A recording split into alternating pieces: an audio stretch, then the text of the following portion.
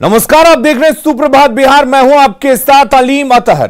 पटना में क्राइम का ग्राफ बढ़ने के बाद पटना पुलिस कितनी सजग है, यह जानने के लिए न्यूज 18 की टीम सड़कों पर निकली। एक एक थाना, चौक चौराहों से लेकर हर उस जगह तक पहुंची जहां अपराधियों का अड्डा होता है। न्यूज 18 संवाददाता संजय कुमार जब पटना पुलिस के रात के काम की हकीकत जानने सड़कों पर निकले तो उन्होंने क्या कुछ देखा, देखते हैं इस पूरी रिपोर्ट में।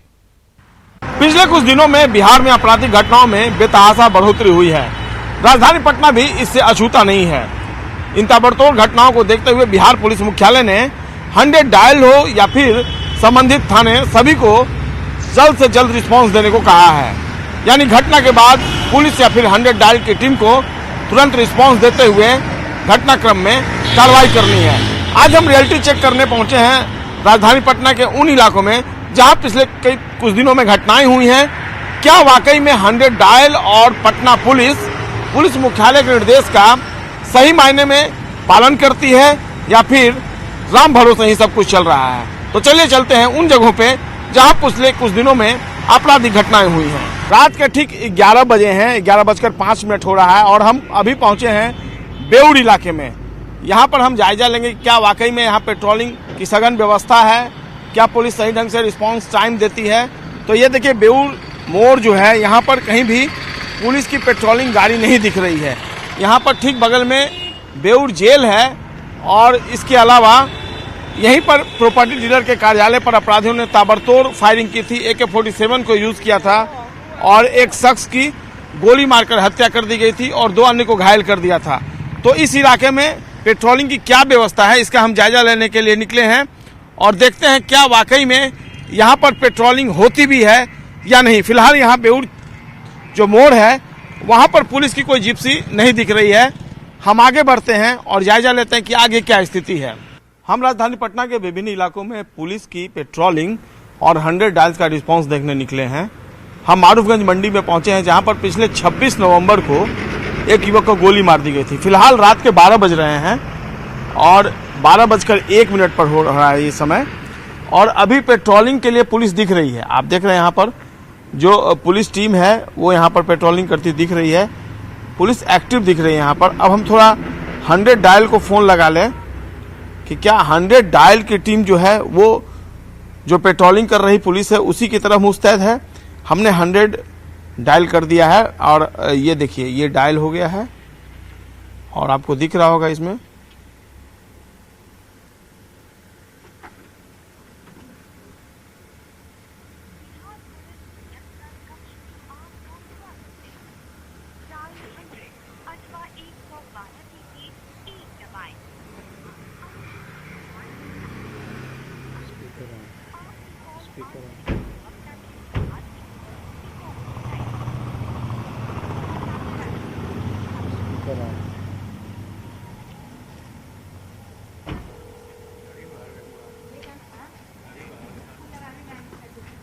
तो बिल्कुल अभी रिस्पांस मिला इस पे 100 डायल पे जब डायल किया गया तो वहां से रिस्पांस मिला। यानी 100 डायल की टीम पिछले दिनों जो घटनाएं हुई हैं उसको लेकर एक्टिव दिख रहा है।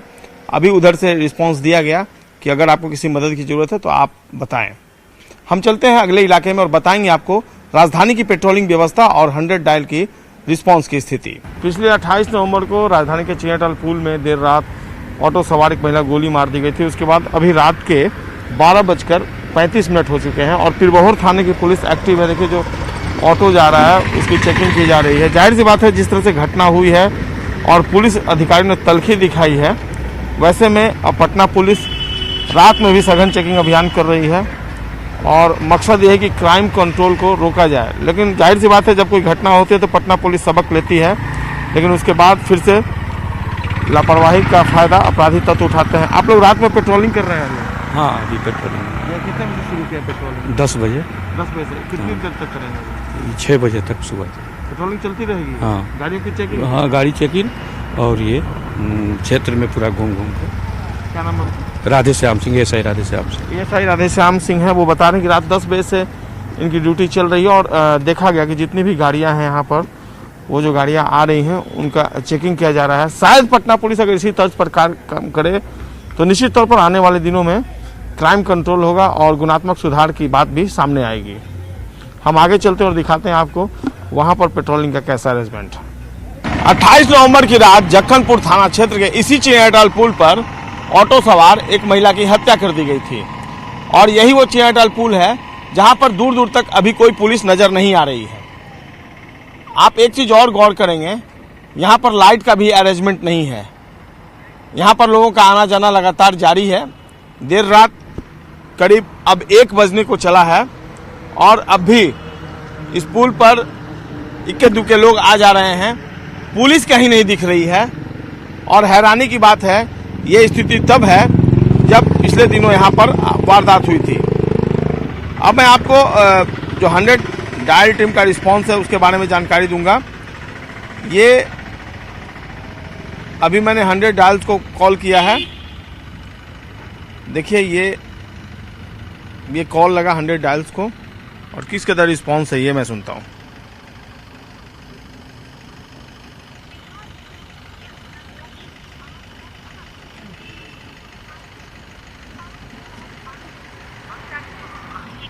रिकॉर्ड की जाएगी।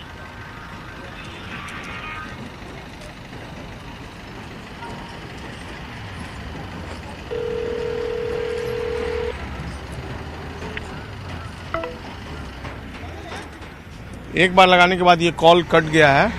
फिर से एक बार डायल करने की कोशिश करता हूँ। ये 100 डायल है।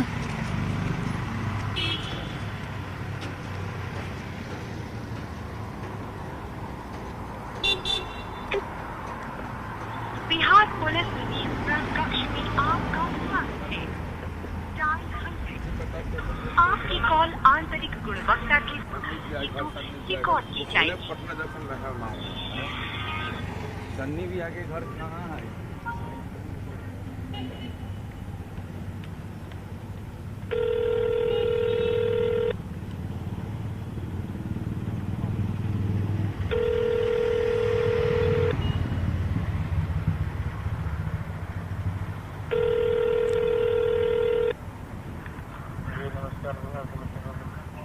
हेलो, 100 डायल से बोल रहे हैं? हेलो,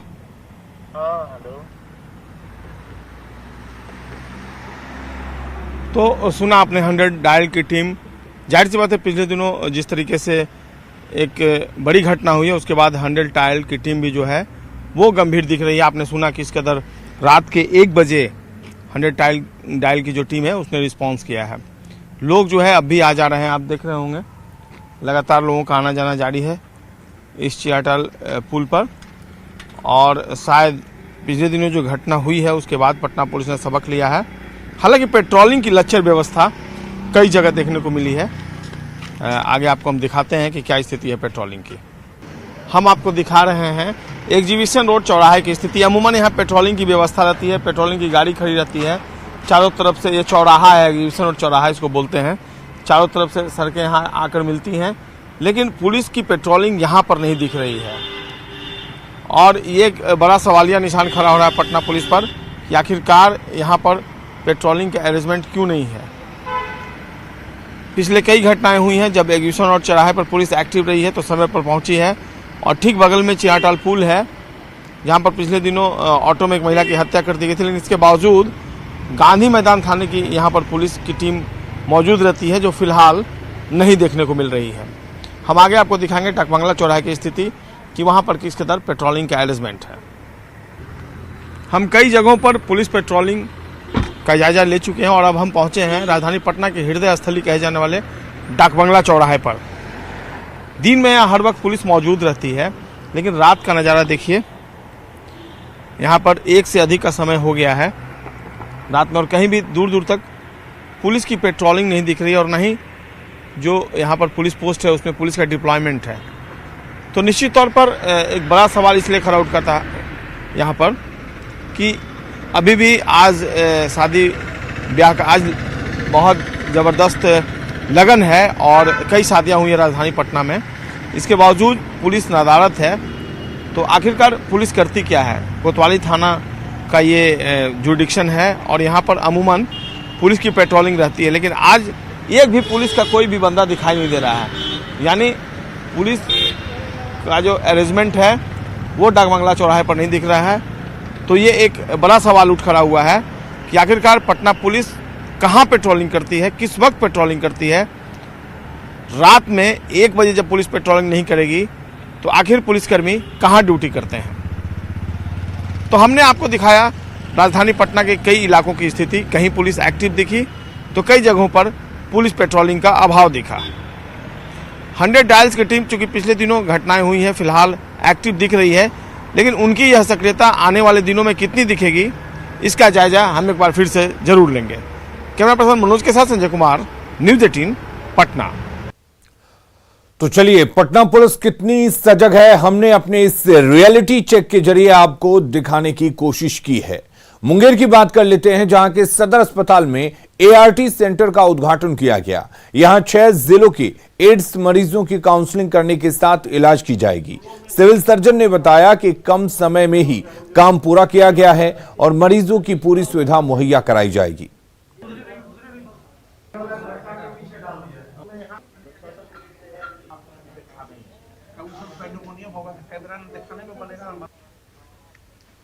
खुल जाने से कमिश्नरी का एक नाक पैदा हो गया, एक नाक बन गया जिसके थ्रू आप पूरे 6 डिस्ट्रिक्ट के लोगों का कर सकते हैं।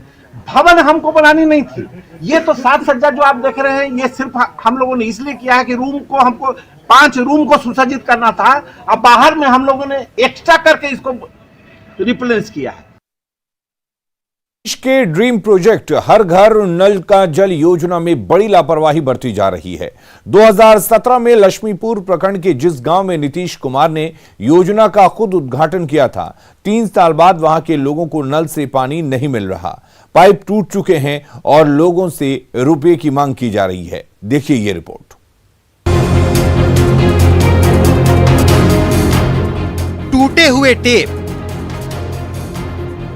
जगह जगह टूटी हुई पाइप, घरों तक टेप पहुंचा देने की खानापूर्ति। तस्वीरें जमुई की हैं और हाल है सीएम नीतीश कुमार के ड्रीम प्रोजेक्ट हर घर नल जल की योजना। लेकिन हाल क्या है ये तस्वीरें बताती हैं। ये एक मुसहरी है जो महादलित टोला है, वहां की हकीकत सामने है। ये नल है जो ये महिला के घर के सामने लगा है, लेकिन पानी कितना मिलेगा अंदाजा लगाया जा सकता है। हकीकत यही है और कमोबेश हर जगह हर घर के सामने यही हाल है, जहां पर कई पाइप फटे हुए हैं, टूटे हुए हैं और पानी आ ही नहीं रहा है। पूछेंगे अच्छा पानी कभी आया इससे? इसमें पानी आया, मगर पानी बंद किया गया है। पैसा देगा तब पानी आएगा, नहीं पैसा देगा नहीं पानी आएगा। गांव में पाइप बिछी, नल लगाए गए, पानी की टंकी लगाई गई, लेकिन इसका कोई फायदा नहीं हुआ। लोग अब भी हैंडपंप और कुएं के भरोसे हैं। ये स्थिति है, यहाँ नल है ही नहीं, मतलब इसका टैप नहीं है। अब दूसरे नल की अगर देखा जाए तो इस नल में पानी आता ही नहीं है। इसी तरह से शोभा का वस्तु बना हुआ है, दरवाजे के सामने लगा हुआ है और यही हालात सब जगह है। कई जगह तो पाइप फट चुके हैं, टूट चुके हैं। लोग जो है चापा नल से पानी भर रहे हैं या फिर जो गांव में स्टोले में जो कुआं है वहां पर पानी भरते हैं और सबको परेशानी हो रही है पानी को लेकर। अच्छा पानी को लेकर कितना परेशानी हो रही है? बहुत परेशानी हो रहा है पानी तो के लेकर। जा रहा है नल का जा रहा है, मतलब फिर भी पैसा लेता है पानी में। जिस टोले की तस्वीरें हम आपको दिखा रहे हैं वो इस मायने में खास है कि यहाँ योजना का उद्घाटन सीएम नीतीश कुमार ने खुद किया था। विकास यात्रा पर पहुंचे सीएम नीतीश कुमार ने इस टोले से योजना की शुरुआत की थी। जिस समय मुख्यमंत्री आए थे ना उसी टाइम ये काम हुआ, बाकी बात देखने वाला कोई नहीं। बिल्कुल साफ साफ में बोल रहे हैं साहब जी। जिस समय मुख्यमंत्री आए थे इस टोला में, इस गांव में, इस मोहल्ला में 2017 के दिसंबर महीने में मुख्यमंत्री नीतीश कुमार यहाँ पर आए थे विकास यात्रा के तहत, और उसी समय यहाँ पर नल का जल योजना की शुरुआत की गई थी। लेकिन हकीकत आज क्या है वो सामने है। कई लोगों का कहना है कि उनके घर का नल से एक बूंद पानी आज तक नहीं गिरा, और वहीं कई जगह पर पाइप फट चुके हैं, टूट चुके हैं। पानी के लिए परेशान है। लोग बोल रहे हैं कि उनसे 30 रुपया महीना मांगा जा रहा है, लेकिन वे लोग कहाँ से दे? जब पानी ही नहीं आ रहा है तो पैसे कहाँ से दे? केसी कुंदन, न्यूज़ 18 जमुई। स्पीकर के चुनाव के बाद अब राज्यसभा की एक सीट के लिए हो रहे चुनाव में भी बिहार की सियासत गर्म नजर आ रही है। एनडीए की ओर से सुशील मोदी आज नामांकन करेंगे, वहीं अब महागठबंधन भी प्रत्याशी उतारने की रणनीति बना रहा है। हालांकि अभी तक किसी नाम का औपचारिक ऐलान नहीं किया गया है। आंकड़ों के लिहाज से देखें तो महागठबंधन की जीत की डगर बहुत मुश्किल है, लेकिन प्रत्याशी खड़ा कर महागठबंधन राज्यसभा चुनाव को सियासी अखाड़ा बनाने की कोशिश कर रहा है।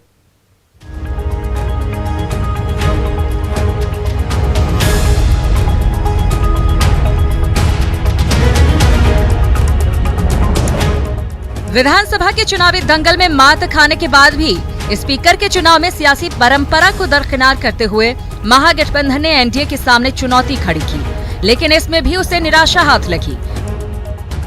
एक बार फिर राज्यसभा की एक सीट पर हो रहे उपचुनाव में विपक्ष तगड़ी चुनौती देने की रणनीति पर काम कर रहा है। एनडीए ने सुशील मोदी को मैदान में उतारा है।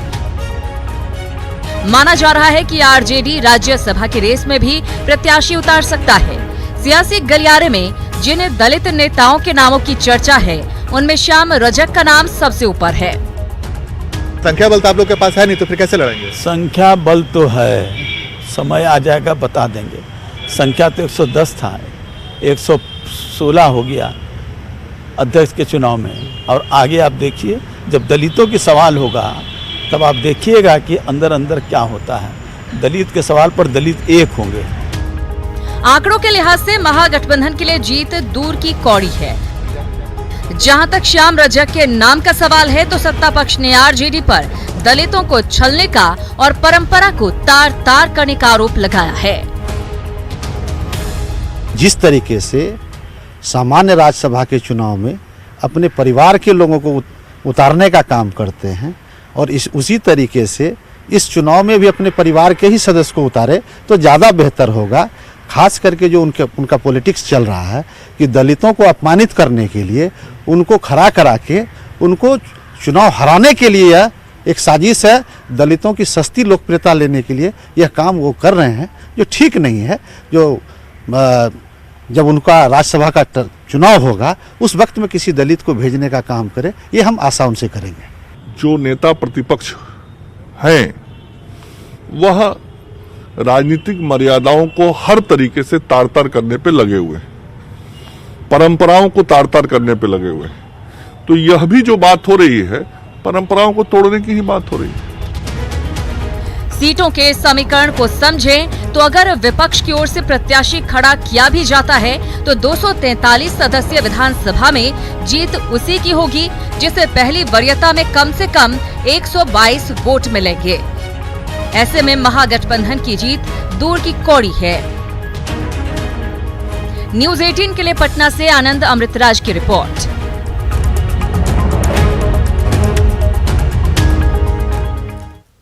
और चलिए बिहार में राज्यसभा की एक सीट जीत के लिए फॉर्मूले को समझते हैं। बिहार में विधायकों की कुल संख्या 243 है और बिहार में राज्यसभा की फिलहाल एक सीट खाली है। ऐसे में राज्यसभा की खाली एक सीट में एक जोड़ना होगा, जिससे आंकड़ा हो जाएगा 2। और अब इस 2 से विधायकों की संख्या में 243 जो है उसमें भाग दिया जाएगा, नतीजा आएगा 121.5 और इसमें फिर एक जोड़ा जाएगा तो नतीजा आएगा 122.5, यानी कि 121.5 में एक जोड़ने पर नतीजा 122.5 होगा।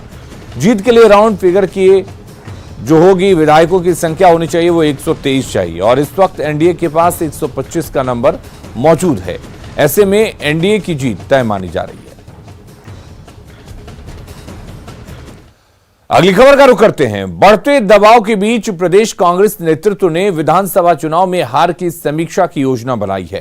पार्टी हर जिले में कैंप लगाएगी जिसमें चुनाव में हार के कारणों की चर्चा होगी, साथ ही संगठन की मजबूती और आगे की रणनीति पर मंथन भी होगा। प्रदेश अध्यक्ष डॉक्टर मदन मोहन झा जी, सीएलपी के लीडर श्री अजीत शर्मा जी लगातार इस बात के चिंतित हैं कि ये पार्टी को कैसे अब फिर से बेहतर तरीके से खड़ा किया जाए और हार के क्या क्या कारण है, किन किन कारणों से हम हारे हैं। तो आने वाले समय में दोनों हमारे माननीय नेता जिला स्तर तक जाएंगे, उस इलाके के जो हमारे वरिष्ठ नेता रहेंगे वो भी उसमें शरीक होंगे। प्रदेश के और बड़े नेता अगर जाना चाहें तो उसमें जाएंगे। यूथ कांग्रेस, एनएसयूआई, महिला कांग्रेस, सबकी सहभागिता होगी कि जो भूल जो चूक हुई है वो अगले बार नहीं दोहराया जाए।